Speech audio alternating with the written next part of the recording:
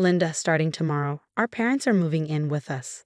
I bought the house with the yard, so no complaining if you're not a fan. You might end up sleeping outside, that. On moving day, Michael, my husband, dropped the bomb about living with his parents. He also decided on this house without consulting me and left me to handle all the house hunting.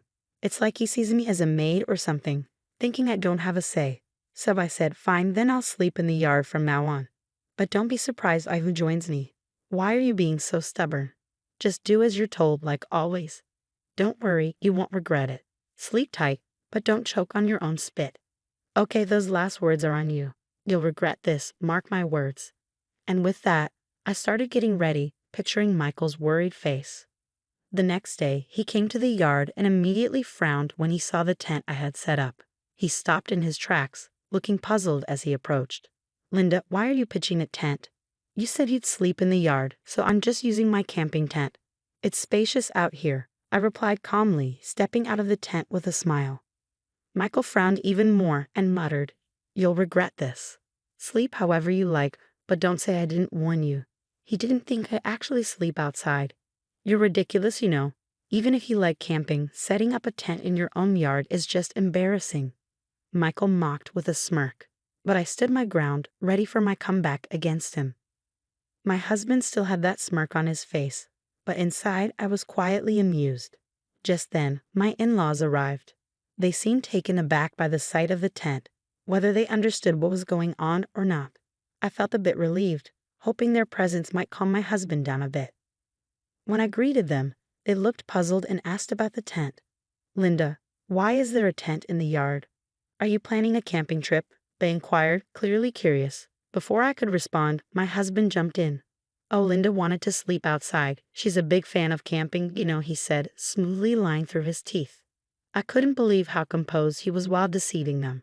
But my in-laws accepted it without much fuss, knowing my love for camping. Just be careful not to catch a cold, they said with concern before heading into the house. Now, go make dinner, and don't say anything unnecessary to my parents, all right? My husband resumed his usual commanding tone after the in-laws left, but I shot back, sure thing. I'll cook for 5 then. Can a housewife even count? It's just the 4 of us. You, me, and my parents. Stop being dense and start cooking. You're getting on my nerves. Grumbling, my husband made his way to the new house. Suddenly, he froze in shock as a man emerged from the tent, unzipping it slowly. The yard fell silent. My husband's face registered a mix of confusion and astonishment. He tried to speak but couldn't find the words. Sorry to intrude, the man said. Why is Jim here? What's happening? This man was my husband's boss, Jim, someone my husband couldn't underestimate. It was understandable that he was taken aback to see Jim coming out of the tent where I had slept. Could it be that Linda and Jim are having an affair? Remember what Linda said yesterday, don't regret whoever I sleep with. Is she referring to an affair? What do you mean? That's not possible. Jim just got here about 30 minutes ago. I also enjoy camping. I was simply waiting in the tent until Masayoshi woke up, my husband explained, his face draining of color as if he could hear the gravity of the situation. Our private conversation had been overheard by Jim. I had heard from Linda before, but I didn't want to believe until now that you were hiding your true nature and mistreating your wife. Jim spoke slowly and calmly, but his words carried a hint of anger towards my husband. Panic swept over my husband's face, and his body began to tremble. No, that's not it. I was just being a bit firm. It's not mistreatment or anything. Just firm, he stuttered, but it didn't seem convincing to me. There was a clear tone of malice and superiority in his words. What had Linda done to deserve this? Jim's voice grew increasingly heated, causing my husband to shake even more. The arrogance he had displayed earlier, mocking me, had vanished. He seemed like a mouse cornered by a cat, frozen in fear. I can't believe this, Michael.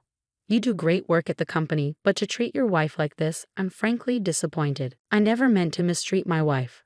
I've just been stressed lately with work not going well, and I guess I took it out on her, my husband said, sweat dripping down his face as he searched for excuses, his mind racing. Despite what Jim said earlier, my husband was highly respected at work, not just for his job performance but also for his character. If you didn't know better, you wouldn't believe he could treat his wife poorly. But both Jim and I knew the truth. all the things my husband was hiding, and Jim's visit today was connected to those secrets. Then Jim quietly mentioned a woman's name to my husband, Lily Smith. You're familiar with her, right? Yes, she works at a client I handle. Is there an issue with her? She's my wife.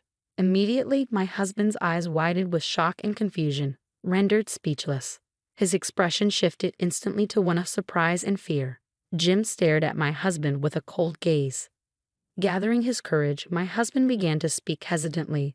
Lily is Jim's wife. But that can't be, you have different last names.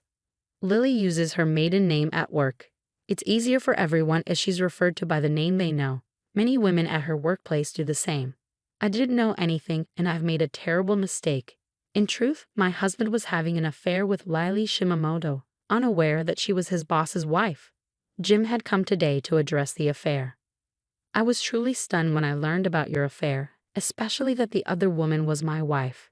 This isn't something that can be shrugged off as a misunderstanding, and regardless of who the other person is, having an affair is unacceptable, Jim stated firmly.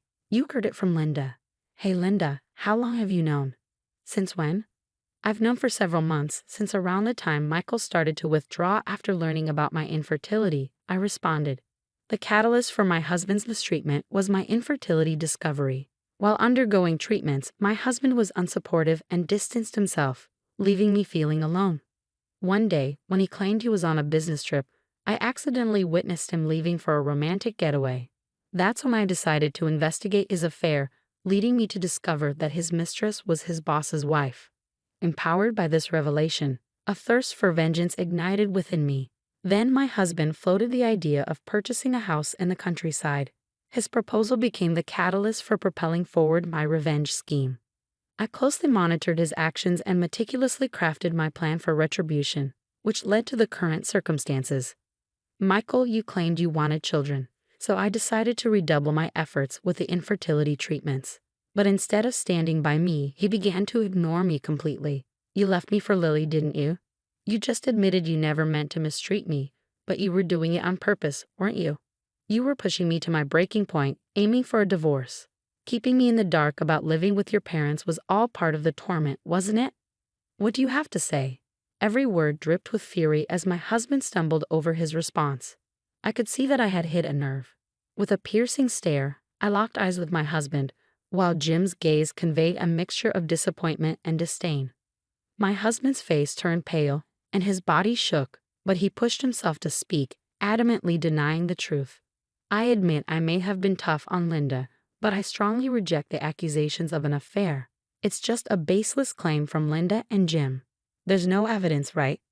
Linda mentioned a romantic trip, but I simply ran into Lily by chance during a business trip. We had meetings and went for drinks because of work, but there was no affair. I understand, indeed, there's no evidence. We haven't prepared any, right? There's no proof, but you're definitely having an affair. Admit it and apologize to Jim first. Linda, enough now. I didn't have an affair. If you want me to confess, show me the evidence. Don't act all high and mighty and order me around. My husband erupted in anger, his words aimed at me without restraint. The tension in the air crackled with my husband's fiery rage, a clear sign that he felt cornered with nowhere to hide his true self. Unknowingly, he was digging his own grave. What's the matter, Michael? Why are you shouting like that? It's echoing inside the house, I remarked, bewildered by his outburst. Oh, isn't that gentleman over there JLI? I'm terribly sorry for causing a disturbance. Actually, I came today to discuss Michael's affair, Jim announced calmly. The in-laws were undoubtedly stunned by Jim's words. They stood frozen, mouths open in disbelief, as a heavy silence settled over the scene. After a tense 10 seconds, Michael's father-in-law cautiously spoke up. Is it true about the affair, Michael? I find it hard to believe Jim would joke about something like this. Can you explain so we can understand? Dad, it's not true. I'm innocent. Jim is just assuming I'm guilty without any evidence. I swear I haven't done anything like that. You can trust me. Linda, what's happening? I don't understand anything, Mother, Michael protested. I'm sorry to have startled you, but what Jim is saying is true. Michael has been having an affair, and the other woman is Jim's wife. Now, I will prove it, I stated firmly. With that, I pointed to a specific spot. Michael and the in-laws followed my gaze, but all they saw was the tent in the yard. Confusion etched their faces, but they were about to witness something shocking. "I'm so sorry," Lily apologized as she emerged from the tent. Jim hadn't arrived alone. Lily had accompanied him. Thus, the entire conversation had been overheard by Lily as well. Meeting Lily for the first time, the in-laws were startled to see an unfamiliar woman stepping out of the tent. Meanwhile, my ex-husband was profoundly shaken by the realization that his affair partner had been nearby all along. "We don't need evidence, Michael. Lily has already fully admitted to the affair." "Actually, we do have evidence, but having Lily confirm it seemed quicker. I also wanted to see your reaction, and you certainly revealed your true colors. Unknowingly, you were digging your own grave. Bringing Lily here, has she already told you everything?" Michael's question prompted Lily to nod silently. Once again, Michael's body trembled, and his face drained of color. "Father, mother, as I mentioned earlier, I have been mistreated by Michael. I wasn't even informed about this living arrangement. I had to sleep in a tent in the yard because Michael ordered it. He treated me as disposable because of my infertility and chose to have an affair with Lily. I don't understand, Michael. You told us changing our environment might improve the chance of fertility treatments. Was that all a lie? You said you would support me, right, Michael? Instead of supporting me, you were planning to abandon me." I confronted, the disappointment and anger of my in-laws finally bringing Michael to his knees, where he prostrated himself on the ground, rubbing his forehead fiercely against the earth. "I'm truly sorry. I was shocked to discover Linda's infertility. Having children was my dream, so I thought if I couldn't have children with Lily, I'd need to remarry someone else. That's when I met Lily, thinking she could fulfill my dream." Michael trembled as he desperately confessed, seeming to realize that excuses wouldn't suffice anymore. Without lifting his forehead from the ground, he continued to apologize profusely. But then his body was abruptly thrown to the ground with a dull thud under the furious gaze of his enraged father-in-law. "Linda wanted children too, didn't she? Have you ever considered her feelings? Being unable to conceive, do you think of your wife as property to be discarded when no longer needed? What do you say, Michael? Answer me." My father-in-law's usual gentleness replaced by a rage I had never seen before. Yet his face betrayed a profound sadness. It was unthinkable that his beloved son could commit such inhumane acts behind the scenes and still attempt to justify them. "I've never been a parent, but the thought of my own child doing such things would tear me apart," my father-in-law expressed with anguish as Michael lay on the ground. His mother approached with a similarly pained expression. "Michael, I'm going to divorce you and claim alimony for the mental anguish you've caused," she declared, presenting the already filled-out divorce papers. Michael, still prostrate, took them. However, in a shocking turn, he retorted, "Dad's right. A wife is just property to me, disposable when no longer needed. Clearly, it's all Linda's fault. Had I known about her infertility, I wouldn't have married her. Discovering it after marriage feels like a fraud. What alimony? You, the infertile one, should be paying. Don't you dare." My father-in-law grabbed Michael by the collar again, ready to confront him physically, but I stepped in. "Linda, why stop? Are you planning to forgive Michael?" he questioned. "No, father. I will never forgive Michael. But I won't let you harm yourself over him. He's not even worth hitting now. Please let me handle this," I calmly responded, leading my father-in-law to slowly release Michael's collar. After taking a deep breath, I pulled out a piece of paper and addressed Michael. "So everything is my fault because I'm infertile, and you're the victim, right?" Michael was left speechless as I handed him the paper, which contained results he had never anticipated. "Me, infertile? I can't produce children." It turned out the cause of infertility wasn't solely mine, but also Michael's. I had requested him to provide a sample for testing, knowing that infertility isn't always due to the woman. The results diagnosed Michael with azoospermia. While there might be a chance for recovery with treatment, it seemed challenging. I had intended to inform Michael, but he was too preoccupied with his affair to engage in a proper conversation with me. Ironically, now was the first time we truly confronted each other after so long. "I don't believe this. Is this some kind of setup by Linda? Trying to frame me? It won't work," Michael protested. "It doesn't matter if you don't believe it. You'll eventually come to understand. My only desire is to sever ties with Michael and ensure he faces the consequences he deserves. Now, sign the divorce papers quickly, I urged. Are you serious? With that tone, it's gotta be a lie. Tell me it's a lie. Michael repeatedly reviewed the test results, his head in his hands. Jim, the in-laws, and I could only sigh deeply at his state. Lily appeared to be filled with regret as well. Leaving Michael behind, we stepped away from the new house, and Jim and his wife returned home to discuss further. The in-laws then apologized to me, expressing their regret. We might not have been aware, but we failed to see the pain Linda was going through. We don't expect forgiveness, but this is how we feel. We will do whatever we can for you. Even if you divorce Michael, we will always be on your side and ensure he takes responsibility. Just wait and see. There was no need for you to apologize. I was at fault too for not speaking up sooner and allowing myself to be pushed around. Plus, I almost caused you both a lot of trouble because of me. Actually here, I decided to reveal a fact I had kept hidden from my in-laws. I confessed, surprising them. But they chuckled at my thorough preparation, murmuring, "It's all Michael's doing." After finalizing the divorce with my husband, I returned to my parents' home. It didn't take long before I received frantic calls from my ex-husband. "Linda, what's happening? This is all you're doing, isn't it? Answer me." His voice left no room for negotiation. Even over the phone, I could sense his sheer desperation. Suppressing a laugh, I decided to reveal the truth. "Why so panicked? I don't know much except maybe that the new house you bought is defective." "Hey, stop joking around. I just realized it's uninhabitable because I've been too frantic to notice. What are you going to do about this?" "I'm not doing anything. You pushed the house hunting onto me, so I just followed your orders. You were the one who made the final decision to buy her, right? Is there a problem?" The decision to purchase the house with a yard was solely made by my husband, yet he dumped the entire search on me. At that point, I had already considered revenge, leading to my strategy of making him live in a defective house. You can check online for signs of a defective house, like uneven floors, ceiling checks, and door and window operations.